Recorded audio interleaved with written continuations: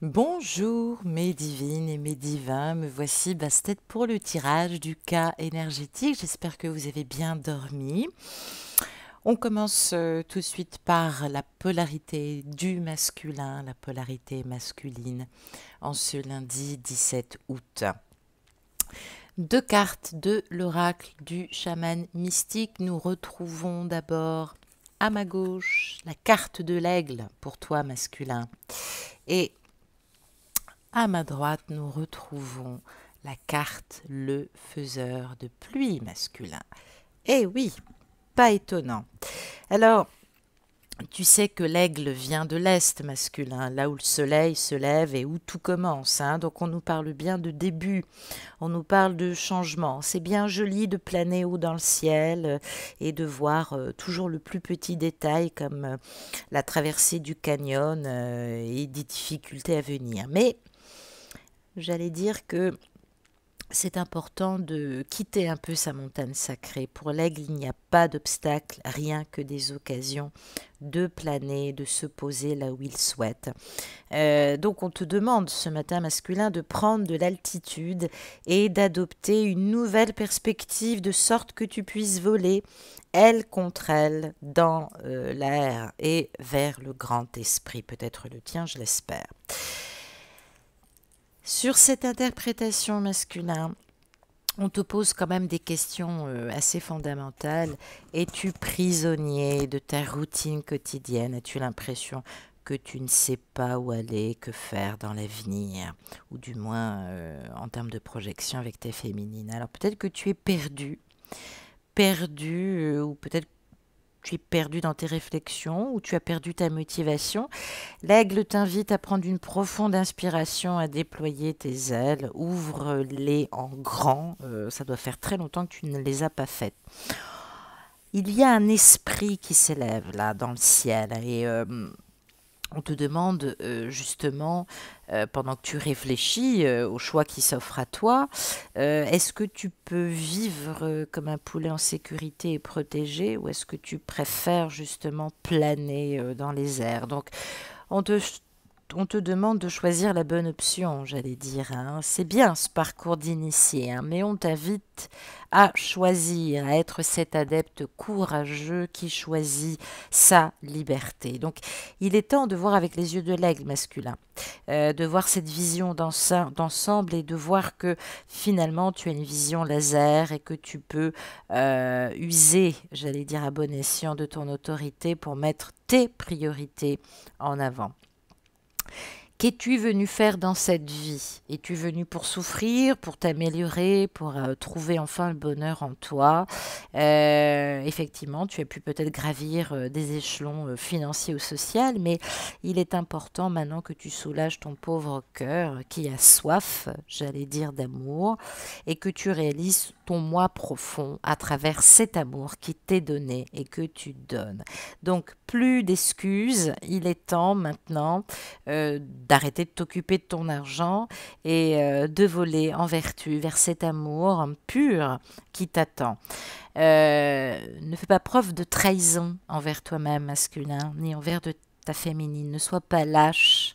Il y a des situations, il y a des vibrations qui ne trompent pas. Donc, libère-toi, va vers ta destinée, quoi. Vole, fonce.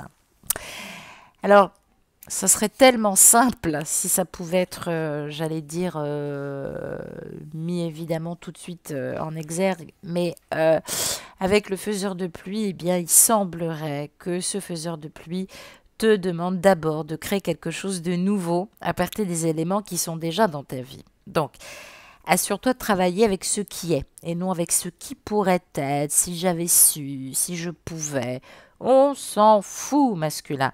Les graines qui ont germé silencieusement dans ton cœur, qui ont été plantées par ta féminine, ont éclaté ou vont éclater, ou du moins tu es prêt à recevoir cette lumière du soleil. Donc ne te retiens pas.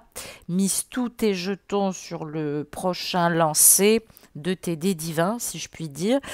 Donc c'est important que tu reconnaisses ta capacité à co-créer le monde dans lequel tu vis. Si tu souffres, tu as contribué à ta souffrance. Donc c'est important maintenant que tu te préoccupes du monde extérieur, hein, que tu participes maintenant, que tu sors de ce champ introspectif, de cette léthargie qui te fait mal au cœur, hein.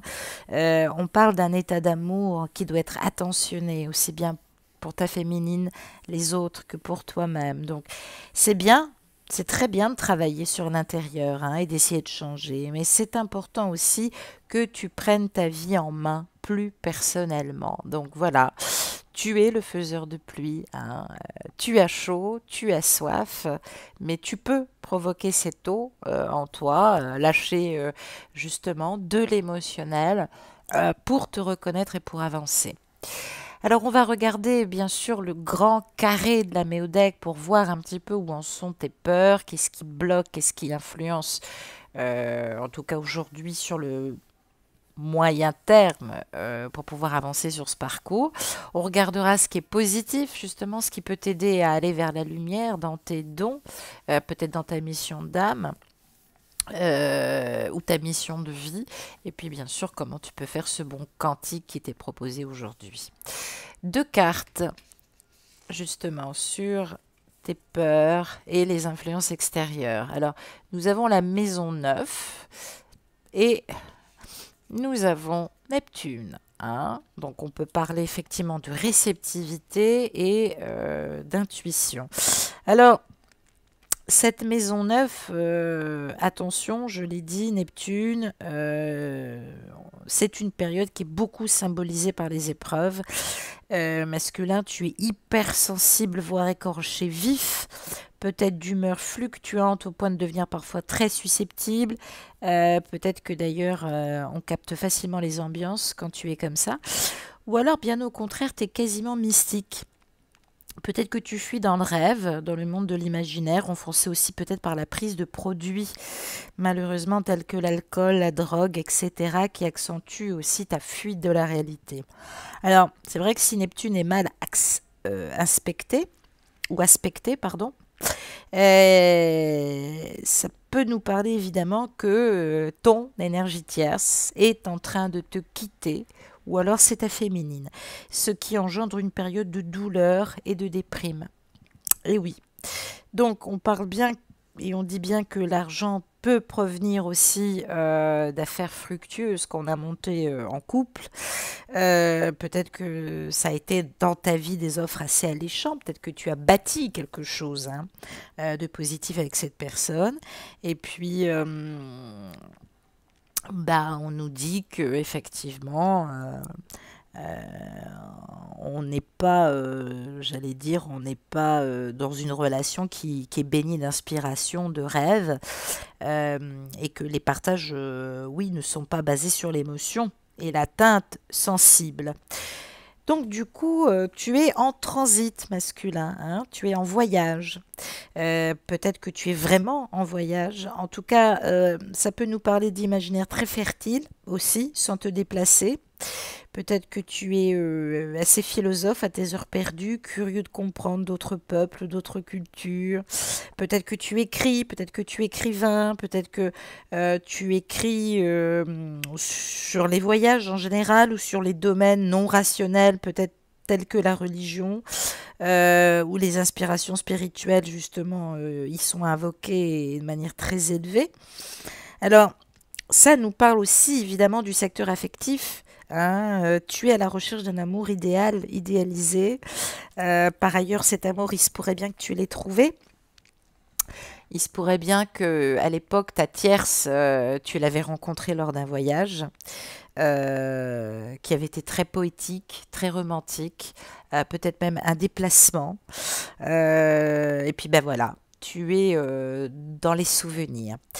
Et puis pour d'autres, ça peut nous dire que tu es en voyage, au-dessus, enfin que tu as traversé la mer, peut-être que tu es en croisière, peut-être que tu vas être obligé de traverser la mer justement euh, pour ton métier, parce que tu es écrivain ou que tu écris quelque chose. Et puis pour d'autres, ça peut nous dire aussi que tu envisages un voyage avec ta féminine, un voyage romantique par-delà les mers. Voilà ce que ça nous dit. Donc, trois nuances et trois orientations. Alors peut-être que ça te draine, peut-être que ça te coince, soit à travers des souvenirs, soit parce que ça a été une demande claire, nette et précise qui te fait peur. Peut-être que tu aimerais profiter de l'absence de quelqu'un ou d'un voyage pour aller retrouver une tierce. Peut-être que ça te bouffe. Pardon. Peut-être que tu ne sais pas comment expliquer que tu vas devoir t'absenter très longuement. Euh, donc oui, ça peut nous parler d'un passage aussi de créativité, très intuitif, euh, peut-être aussi de danger, hein, si tu es en addiction et que tu vis hors de la réalité. Attention à ta santé, attention à ce que tu fais. Ça peut nous parler aussi de postes à responsabilité, à risque, dans un univers qui est un peu perturbé en ce moment. Pardonnez-moi. Ça peut nous parler de domaine affectif aussi. On peut tomber amoureux d'une personne qu'on admire profondément et qu'on idéalise, ultra sensible, dont on ne se sent pas toujours à la hauteur. Donc, ou alors, cette personne a énormément d'empathie pour nous. Puis voilà, vous la trouvez excessivement empathique. Elle est très clairvoyante, elle est très observatrice, elle est très euh, dans l'échange. Euh, Peut-être que vous avez eu peur justement de la décevoir. On peut nous parler d'aveuglement aussi dans le mariage, hein.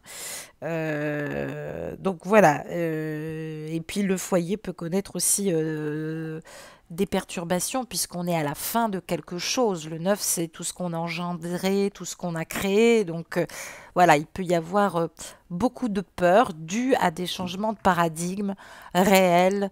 Peut-être qu'on ne maîtrise plus rien. Donc attention, cette maison 9 nous parle bien de philosophie de vie, de hautes études spirituelles, d'exploration souterraine. Et bien sûr, Neptune va nous parler de spiritualité, d'illusion, d'idéalisation, de rêve et d'intuition. Le voile, c'est ce que je disais, le masculin n'avance pas toujours sans voile, il est caché aussi parce qu'il a affaire à quelqu'un qui est très narcissique ou qui a des tendances très manipulatoires et dont il se méfie. Voilà, donc attention aussi aux interprétations que vous pouvez faire chez le masculin aussi, hein. Mais c'est vrai que s'il est au pro avec une tierce et qu'elle finit quand même par s'en aller, quand on est sous emprise, on réalise pas et on fait pas youpi, hein, on est super mal. Il faut quand même le savoir. Donc soyons un peu indulgents pour ce masculin. On va regarder sur quoi tu peux tabler masculin, justement sur quoi t'appuyer. On retrouve Uranus principalement et on retrouve la carte des vertus du signe du Verseau. Alors Uranus nous parle de changement, bien sûr, de révolution, de coupure, d'originalité, de nouveauté, d'individuation, de libération. Et ce Verseau parle évidemment de changer, de révolutionner, d'agir, en tout cas, peut-être aussi pour la communauté, hein, c'est ce que j'ai dit. Donc ça peut nous parler aussi d'un effet très réducteur, en tout cas. Alors, j'allais dire, c'est compliqué parce que cet Uranus en Verseau a un aspect, j'allais dire, un peu surnaturel, qu'on appelle souvent de notion karmique ou de manifestation de la dette du karma. On peut nous parler de rétribution, hein. Donc on est dans un cycle d'évolution assez actif, très énergétique.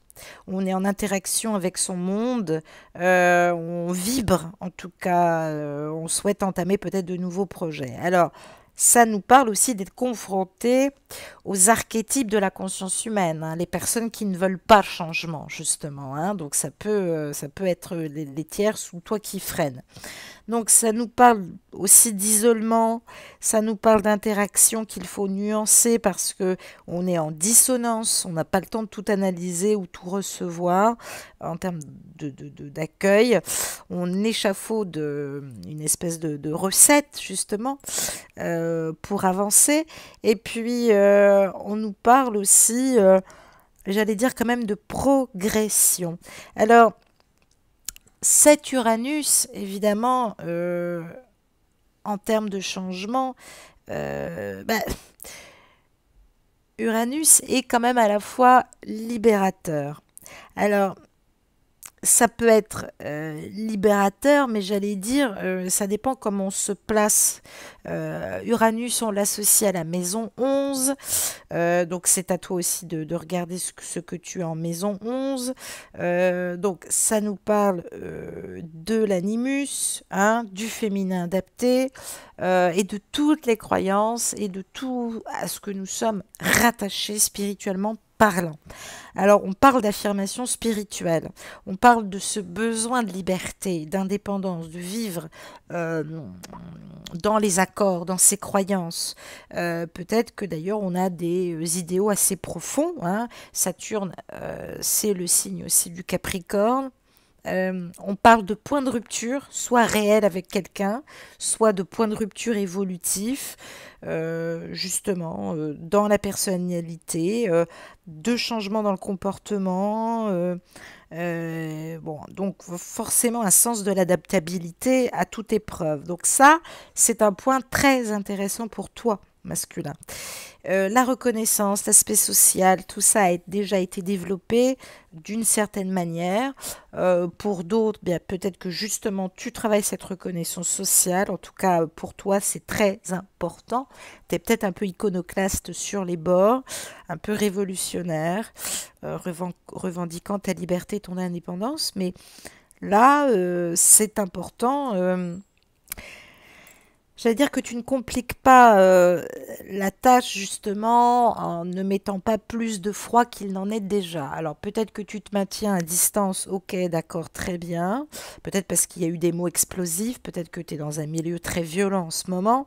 Mais j'allais dire c'est un retour de choses par rapport à plein de choses que tu as fui et que tu n'assumais pas.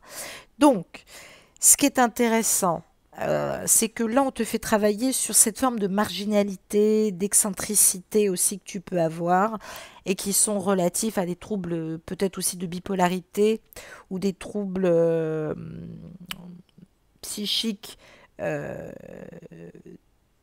de la crise identitaire ou de l'individuation ou tout simplement de dépression nerveuse. Peut-être que tu es psychotique, peut-être que tu ne le sais pas, masculin. Euh, Ça me parle aussi, pas que de bipolarité, ça me parle aussi de schizophrénie, hein. Le schizophrène le plus connu de tous les temps, c'est quand même Vincent Van Gogh. Donc, euh, ça parle bien de l'incarnation. Trouver sa place dans le lien social.